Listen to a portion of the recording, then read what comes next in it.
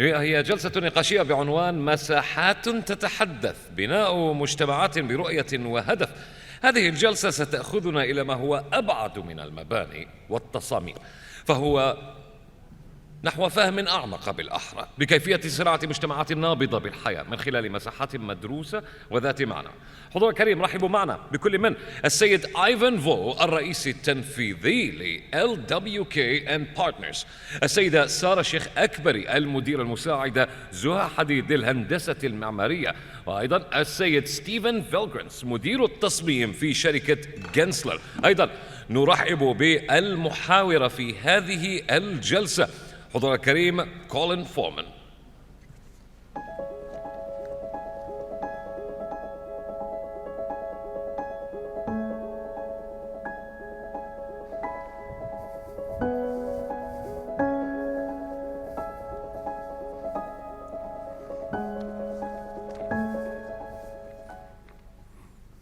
Hello everyone, my name's Colin Foreman and I'm the editor of Media. It's my pleasure to be here this afternoon to host this panel which is discussing spaces that speak, building communities with purpose and vision, which is a topic which I'm sure many of you involved with the development of spaces around the region will be very interested in. To give an outline of what we'll be talking about today, in an era of rapid urbanization and shifting societal values, architecture is no longer just about buildings. It's about shaping experiences, fostering identity, and enabling meaningful connections. This panel explores how visionary architects are designing spaces that go beyond aesthetics to serve as active participants in community life.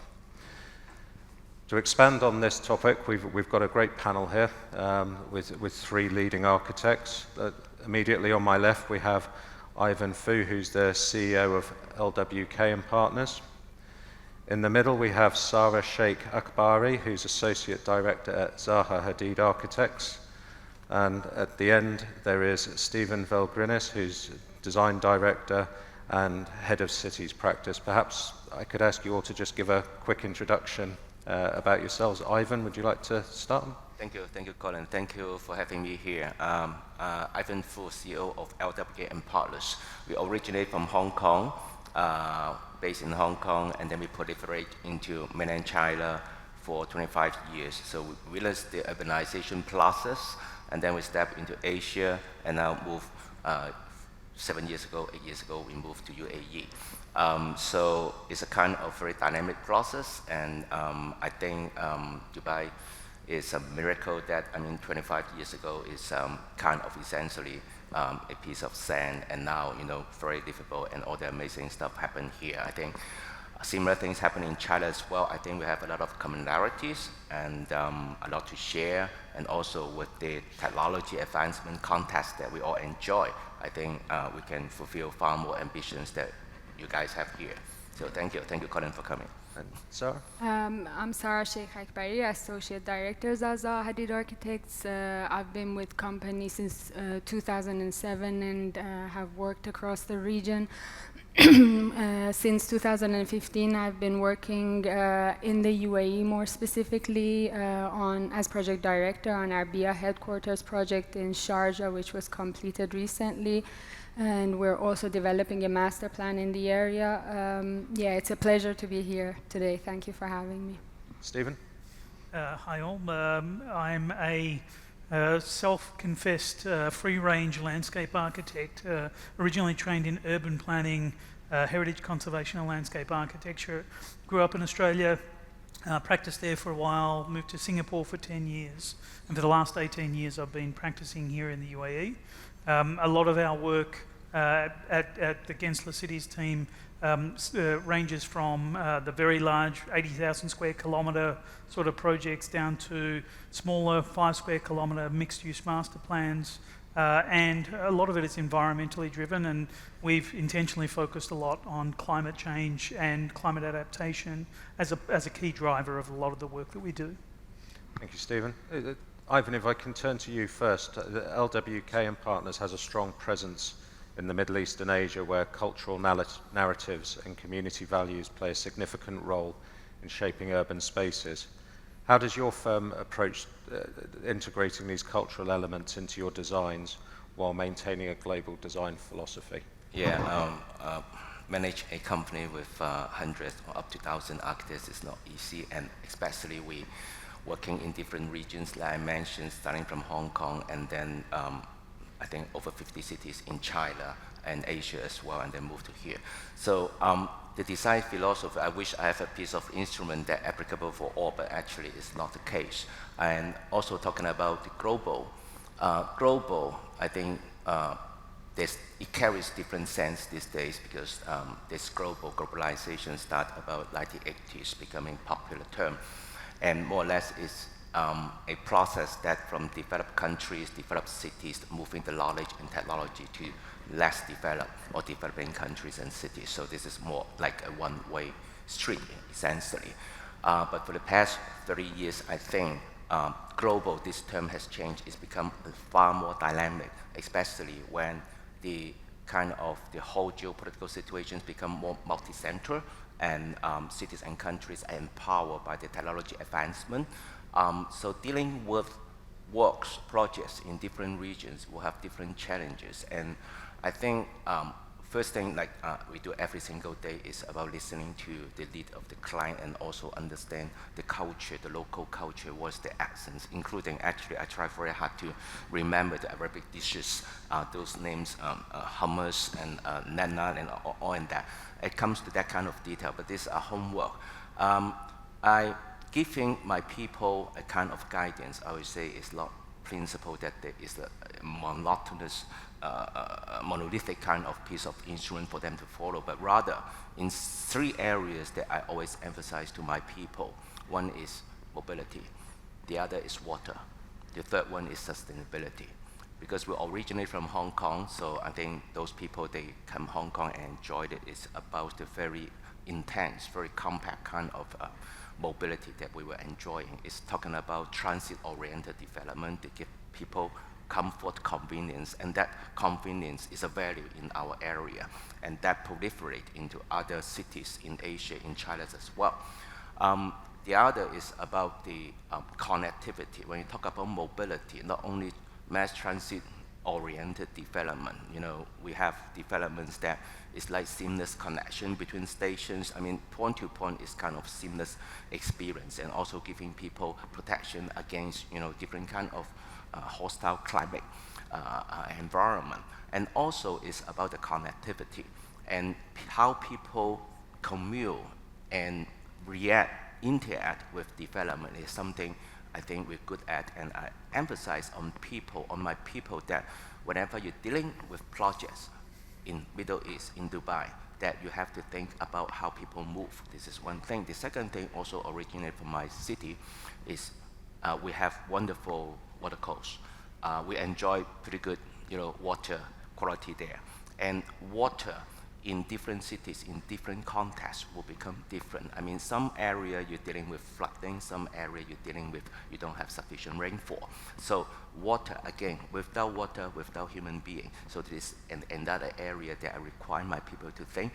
Whichever project, they will either touch upon mobility, touch upon water. And the last one, but not the least important, is about the sustainability. Sustainability, we're talking about carbon emission, we're talking about green product, we're talking about all kind of accreditation and certifications that tie in with our green finance system.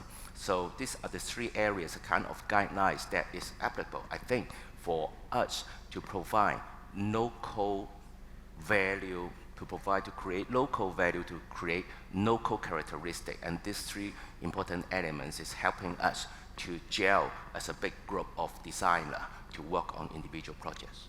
Okay, thank you very much. And Sara, Zaha Hadid Architects is renowned for its innovative use of parametric design and digital tools. How do these technologies help you create spaces that are responsive to the evolving needs of communities, particularly in dynamic regions such as the Middle East? And perhaps for my benefit, if you can give a quick introduction as to what parametric design is, so that we know what that means exactly. So creating spaces that respond to the local conditions and to the cultural values, basically. It's fundamental to what we do, and this all predates digital tools and their existence. Now at Zaha Hadid Architects, we've been always inspired by nature, its beauty, its complexity, adaptability, and responsiveness. And what we've gained now with the digital tools is that we're able to incorporate these principles into our designs and complex systems which are inspired by the nature from early on in the design process, and it helps us have a lot more control into this process. We are able to test different scenarios, basically, to respond to the second part of your question as well. Test these different scenarios, simulate responses, let's say, to climate, in response to wind and sun, and incorporate this information and data into our designs during our process. Just to give an example to be a bit more, clear in terms of project application, let's say when we're designing a tower, and a good example would be our Central Bank of Iraq tower. What we do there is early environmental simulations is what is helping us shape the building. So we have these solid fins in the east and west, which control any sort of exposure to harsh sun, and the facade opens up towards the north, bringing in natural daylight. Now here, the performance side is not something we add later as an addition. It's not like that we're adding louvers later, but our response to this environmental condition is coming and emerging out of the architecture itself. Another use case that really links to the topic of this panel as well is like how we can shape how people experience a space. So we use these digital tools to really analyze movement and look into visual connectivity, sequence of spaces, and all of this data and information as it feeds into our design process helps us really optimize, let's say, when we're designing a building, where we put the core or what the distance to daylight is, or at a more urban scale helps us with intuitive wayfinding or encouraging social interaction or supporting walkability. I mean, there's a lot like that I can say on the use of the digital tools, but I feel like I need to briefly touch on what we've been able to achieve in terms of complex geometries, how we've been able to rationalize them, how the digital fabrication has allowed us to really make extremely complex forms and geometries possible while we are optimizing the performance, while we optimize cost. And we are also able to use it as a tool in communication, our collaboration with our clients, with different stakeholders involved in a project, and it really helps us test these design ideas, solutions early on in the design process. It de-risks the projects in that sense, but it also helps us in the design process. We use virtual reality to navigate the spaces, better understand them as part of our design, but also helps our clients better understand these spaces. So it's really been revolutionary in that sense that it brings a new level of efficiency and productivity, and it always boosts creativity in that sense. But there's been a back and forth process with us, with software developers through time, us giving feedback, receiving feedback, to push these tools to the maximum of their capacity and capabilities. And we've spoken about AI. I've heard a lot during this panel. I mean, we are incorporating AI into our workflow. We're training our own AI with the data from our work. So all of this has been quite fundamental. And just to kind of loop back to where I started, all of this, I mean, like I mentioned that sort of efficiency and productivity, but fundamentally, this is helping us pushing the boundaries of design, but the initial cores and logic doesn't change. We're trying to design spaces that are responsive and are for people. Okay. And Stephen, Gensler is known for its human-centric approach to design. How do you ensure that the spaces you create actively contribute to social cohesion and meaningful connections within communities? Yeah, I mean, I think it's a really difficult question to encapsulate in a simple answer. But a lot of the ways that we approach projects is to think about cities not as a collection of architecture, but as a kind of ecosystem, an ecology, a landscape. And within that, you have to, if you take ecological thinking to that, you have to think about many systems interacting with one another, immense complexity.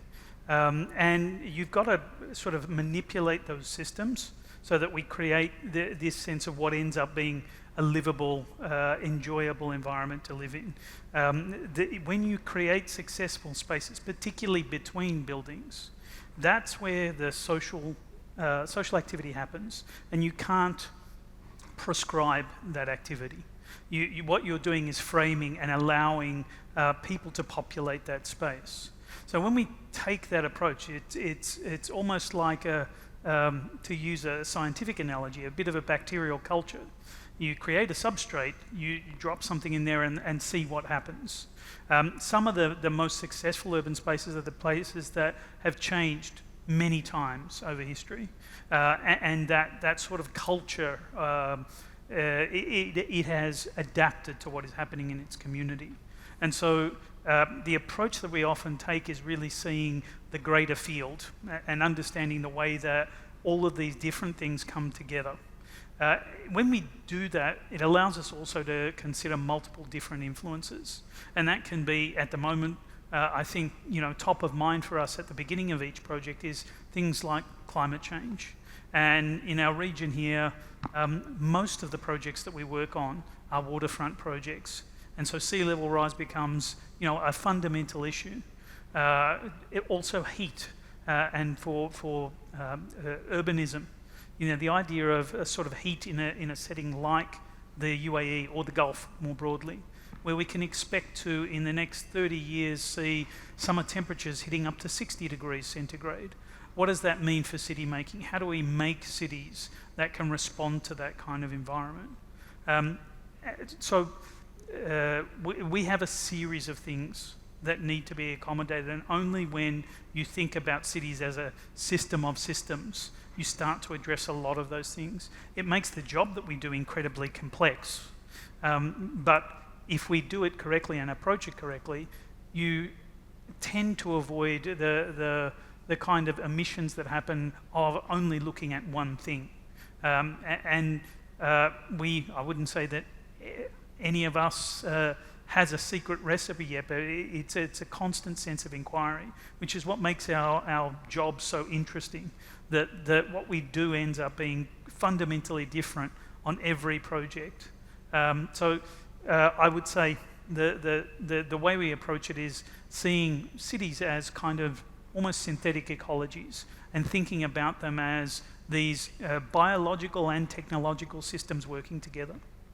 Actually, yeah, very interesting.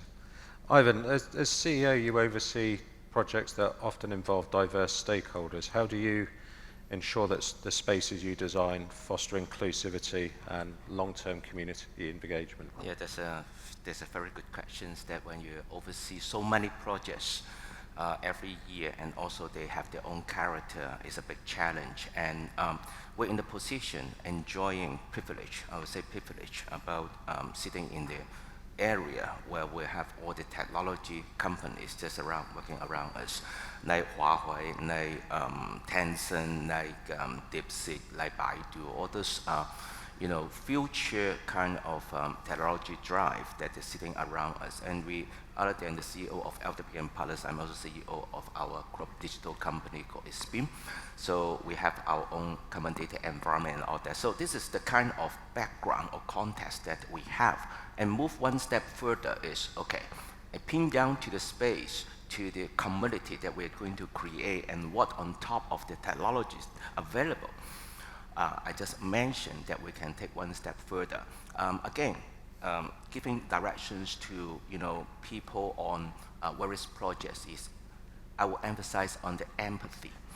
Empathy is a wide spectrum of thought. That empathy, we're talking about how to balance the stakeholders' interest and goal. Developers, they have their goal, for example, financial return. For contractor partners, they may looking for the speed. For our fellow consultants, stability, certainty, and all that. So we have the very useful tools, AI tools, BIM, CIM, and all that around us, and what we can drill into people's mind about empathy. So empathy in one sense is looking after to care about people's interests. And there are some stakeholders which is not only on the stage, but they are hidden. For example, like the construction workers that are helping for us that become designed for safety. So we have all the tools in how we can help people to have a better life, including those they may not be so privileged, including, for example, like a waterfront park. We just completed a very interesting, prominent project in Hong Kong, 3.5 kilometer along Victoria Harbour waterfront. A lot of engineering issues, but I mean, technically, relatively easy because we have all tools to do the construction rehearsal, visualization, testing about the climatic response and all that. But more importantly is how to think about how people use the space.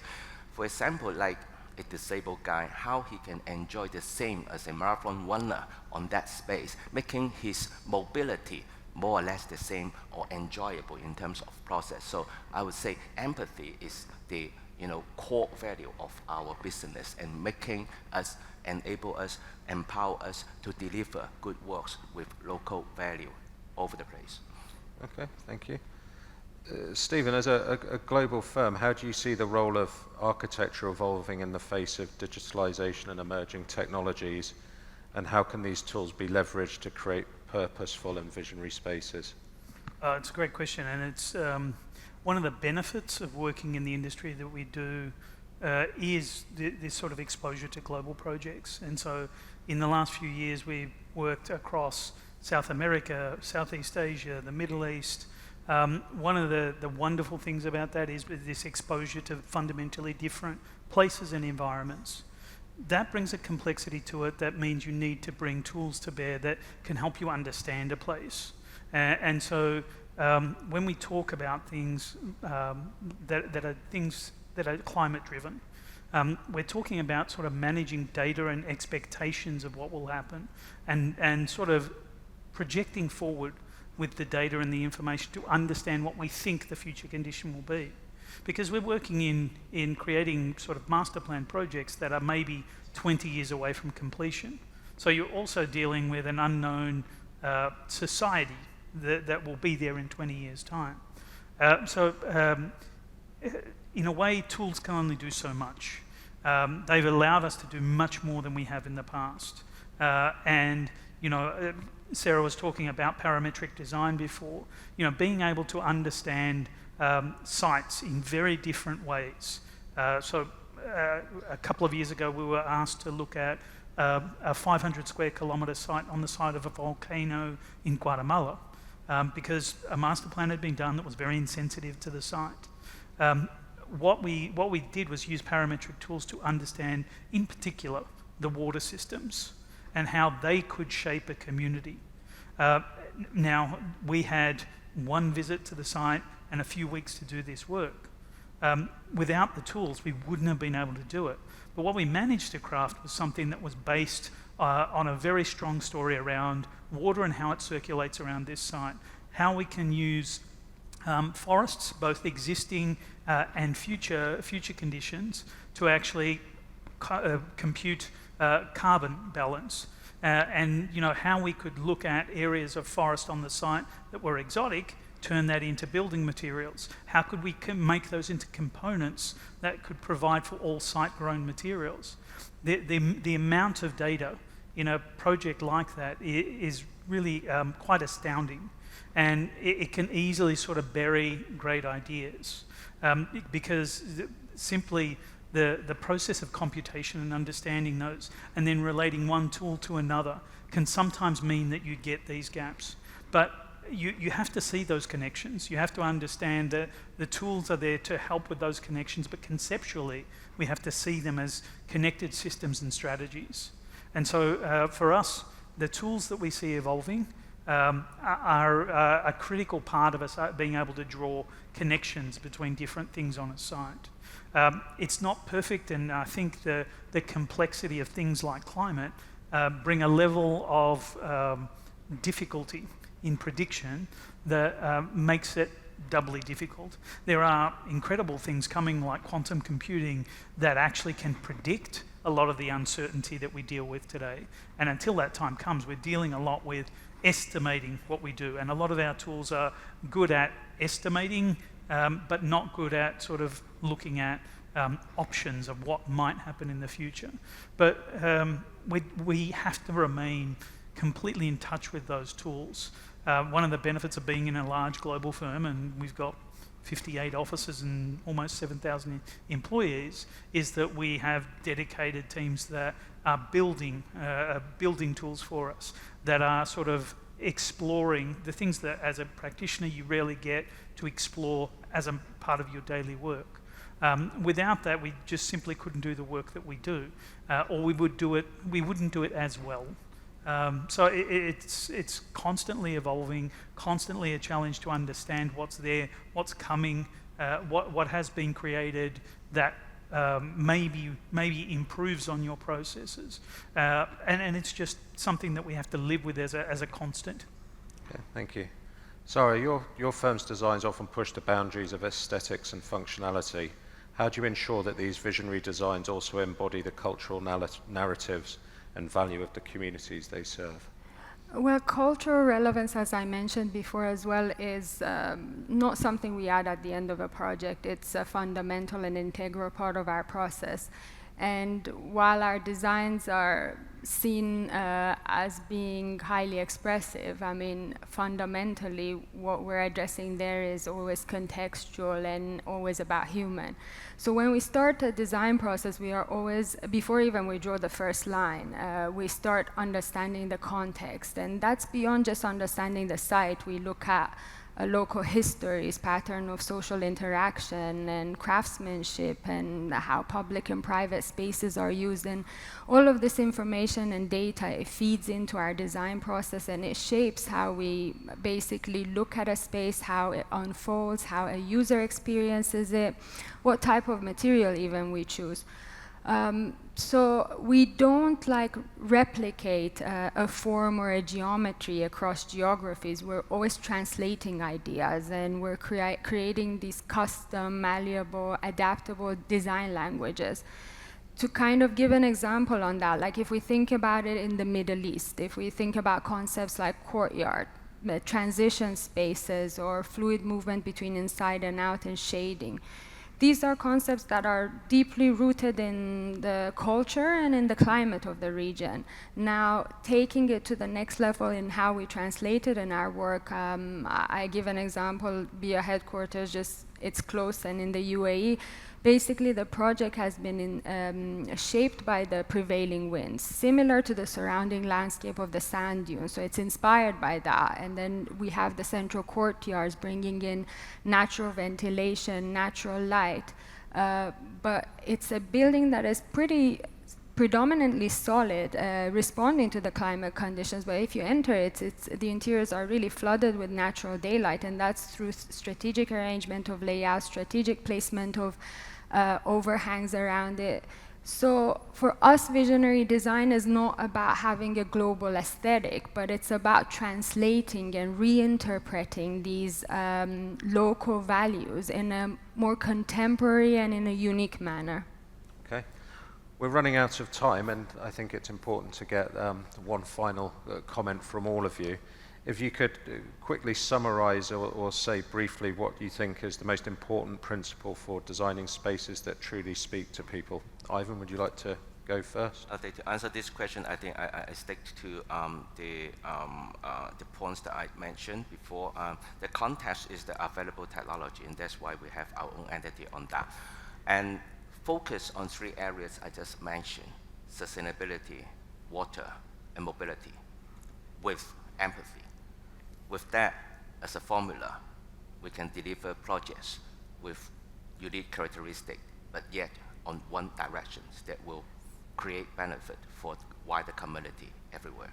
Okay, thank you. Sara? I think spaces speak to people when they're shaped by their experience, how they live, how they work, how they move. And as designers, it's fundamental that we have a clear understanding of human scale and accessibility, comfort, cultural values that we discussed before.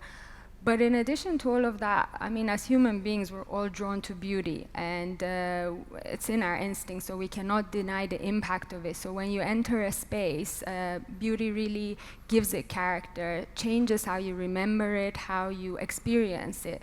So when we're designing spaces, if we respond to those human aspects with clarity and with beauty, that's when I think that you can create this a sense of belonging, and that's what makes a space truly meaningful. Thank you. And Stephen?